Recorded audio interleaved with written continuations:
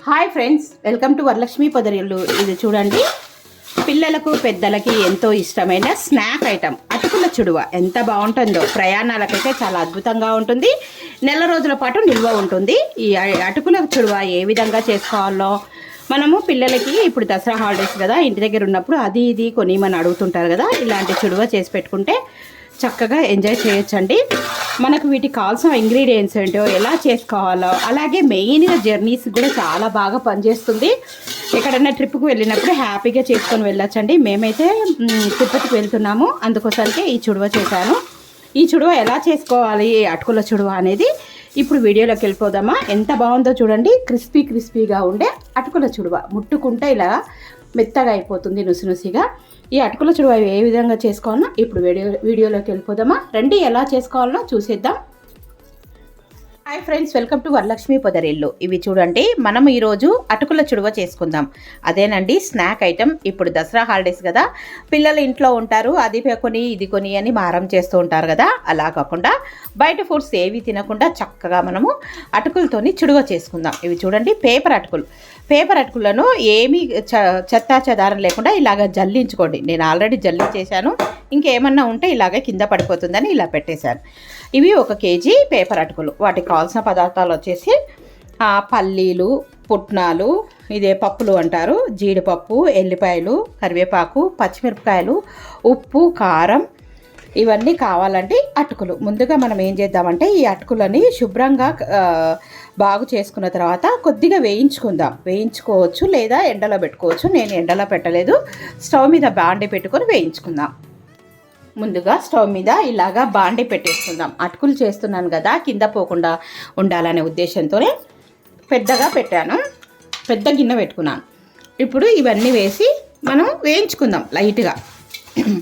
ఉట్టిగానేనండి, ఎలాంటి ఆయిల్ లేకుండా ఉట్టిగా వేయించుకుందాం.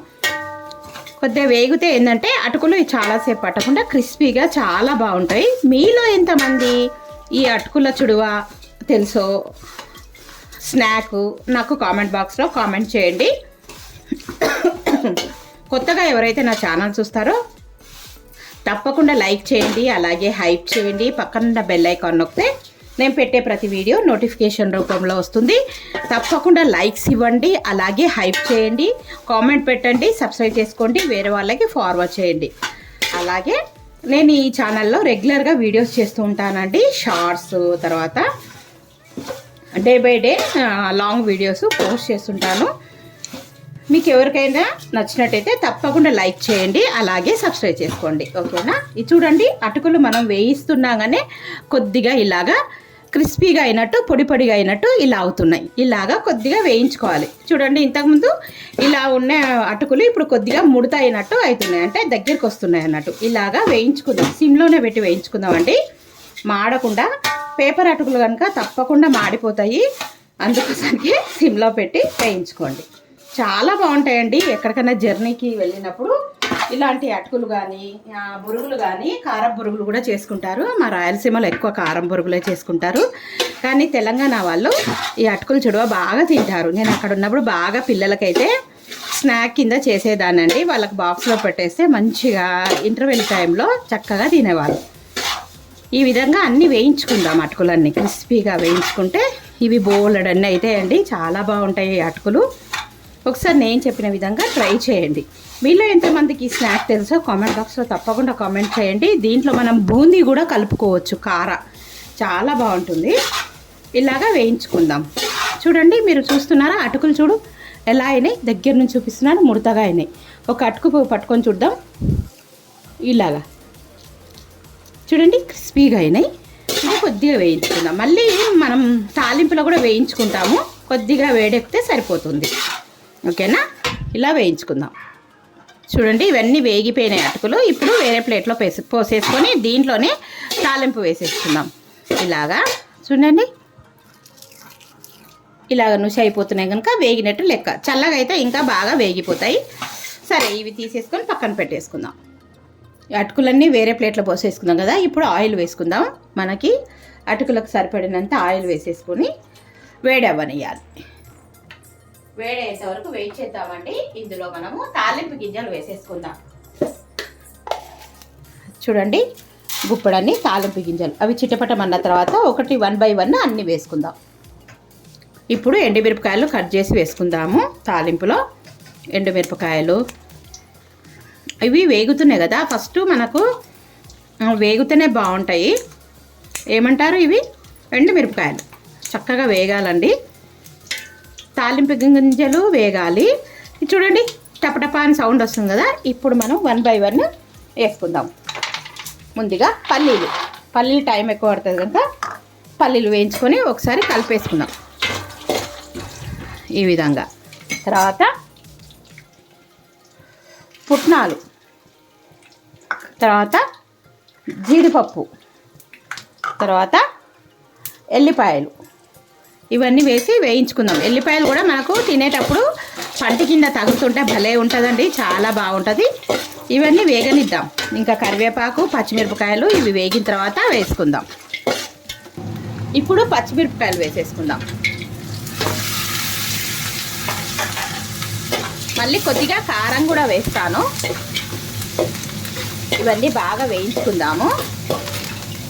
చూడండి చిట్టుపట్టుకొని ఎలా వేగుతున్నాయి. మనం ఎండు కొబ్బరి కూడా వేసుకోవచ్చు అండి, ఇష్టం ఉంటే ఎండు కొబ్బరి కూడా వేసుకోవచ్చు. ఈ పచ్చిమిరపకాయలు ఇవన్నీ కొంచెం వేగిన తర్వాత బోల్డ్ అంతా కరివేపాకు వేసుకుందాం. ఒక 2-3 కప్పుల కరివేపాకు వేసేసుకుందాం.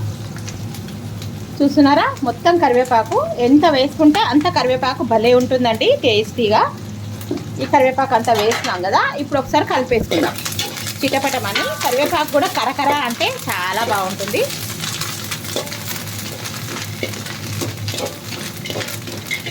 ఇవన్నీ బాగా వేగనిద్దాము.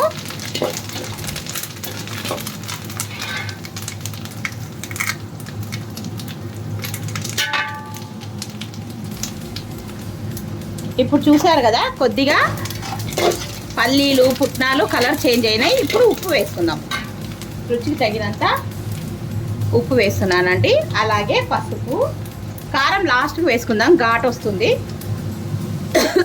దించే ముందర కారం వేసుకొని అటుకులు వేసి కలిపేయడమే, చాలా ఈజీ అండి. అంతే, చూడండి చక్కగా వేగిపోయినాయి. చూసారా, బాగా వేగిపోయినాయి. ఇప్పుడు ఇంకా కారం వేసేసుకుందాం. కారం కూడా వేసి అటుకులు వేసేసుకుందాం. అంతేనండి, చూసారా ఎంత కలర్ఫుల్గా ఉందో. ఇప్పుడు వేయించుకున్న అటుకులు వేసేద్దాం. అటుకులు వేసేసి పైకి కిందికి ఇలాగ తిప్పేసుకోవాలి. అంతేనండి, చాలా ఈజీగా ప్రయాణాలకు ఎక్కడికన్నా వెళ్ళినప్పుడు చాలా బాగుంటుంది. పిల్లలు ఇంటి దగ్గర ఉన్నప్పుడు, స్కూల్కి హాలిడేస్ ఇచ్చినప్పుడు, సమ్మర్ హాలిడేస్లకు కానీ దసరా హాలిడేస్లకు కానీ పిల్లలకు కూడా ఇంట్లో తినడానికి చాలా బాగుంటుంది.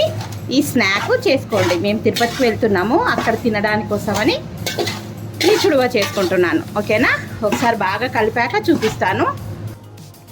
వావ్, చూడండి గుమగుమలాడిపోతున్నాయి, ఎంత బాగున్నాయో ఒకసారి చూద్దామా. చూసారా, ఇలా అయిపోయినాయి. టేస్టీగా ఎలా ఉన్నాయో టేస్ట్ చేద్దాం.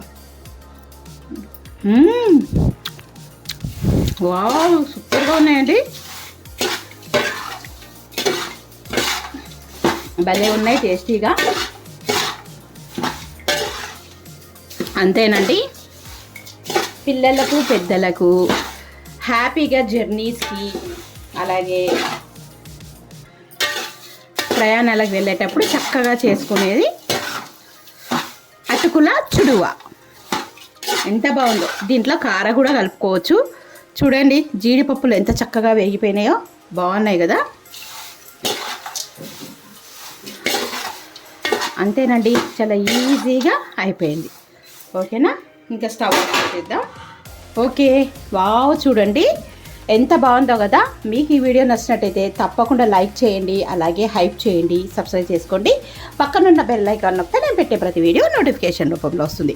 Thank you for watching, thank you for your time. మరో మంచి వీడియోతోని మీ ముందుంటాను. బాయ్.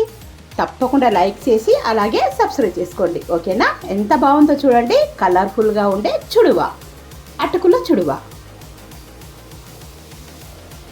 బాయ్ అండి. మరో మంచి వీడియోతో మీ ముందు ఉంటాను. నెక్స్ట్ టైం మరో మంచి వీడియోలో కలుసుకుందాం. బాయ్.